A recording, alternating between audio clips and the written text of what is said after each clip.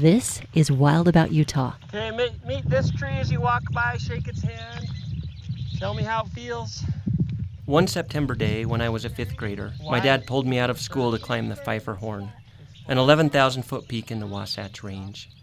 That was the most meaningful and defining day of my elementary school experience. Years later, when I first arrived in Logan, my younger sister Heather and I climbed Naomi Peak the day before our USU classes started. At just under 10,000 feet elevation, Naomi Peak is the highest point in the Bear River Mountains. Fast forward 40 years from that day on the Pfeiffer Horn, and I've made a career of taking students out of class and into the mountains. Good scientists and good writers notice things other people don't notice. What do you notice? Oh, it's like orange. It's orange. What does that mean?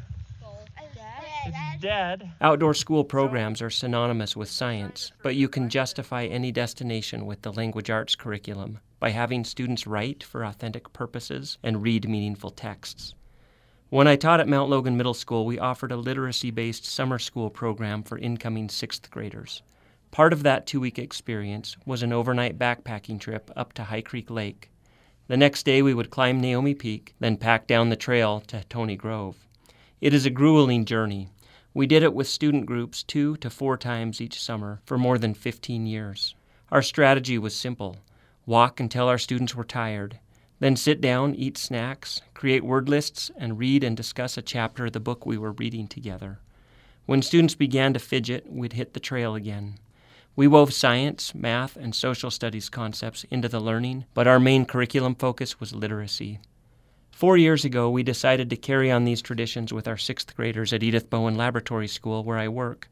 The second week of school each year, we take 4 separate groups of students from Mr. Bagley's and Mrs. Jenkins' classes to Naomi Peak to start off the school year. The round trip is just over 6 miles, and it takes us 6 hours with our learning stops. When we reach the summit, we have students pull out their field journals and use their word lists from the trail to create vivid descriptions of their journey. This is the best classroom to teach writing, where students can write with purpose about real emotions and experience. Writing forces students to slow down, to be still, and to be fully present with the landscape and with their thoughts. It allows them to construct meaning. One student wrote, "I kept doubting myself, asking if I should turn back, my thighs aching, my feet sore, my stomach hungry. Every doubt was a new reason to quit, making me question if it is worth it. But I made it." Students huff and puff, and we talk about the importance of pacing and controlling our breathing. We focus on being efficient, not fast. Students make new friends, they build confidence, and they have fun along the way, even if they don't want to admit it. One student wrote, "It was meh." As an educator, I'm accountable to the state to connect learning to curriculum standards. I take that seriously.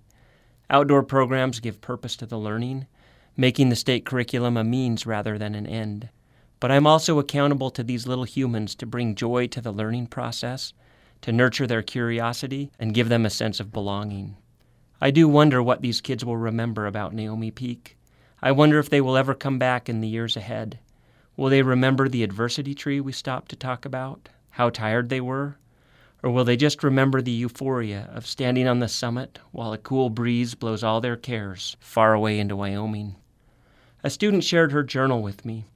"I have never been so proud of myself and my mental self. The view is unreal. I am so lucky and happy, but I wish my mom was here because she pushed me to go. I'm so lucky to have my friend. She helped me and I helped her. I can live life accomplished. I am calm and I am free." Underlined twice in giant letters, she finished her entry. "I am amazing." Go ahead and pull your journals out here. I want you to write down another word now that describes how you're feeling. I am Eric Just over Newell, a mile. and I am wild about Utah. Wait, is that the peak that we're supposed to be? That's Mount Magog that we're going to be looking down on a little bit later, about an hour.